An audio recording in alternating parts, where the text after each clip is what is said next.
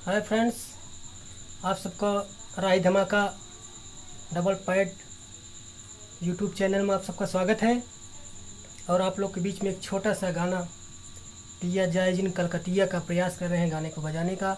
और आप लोग देखें, अगर अच्छा लगे तो कमेंट करें, लाइक करें और हमारे इस गाने को शेयर करें।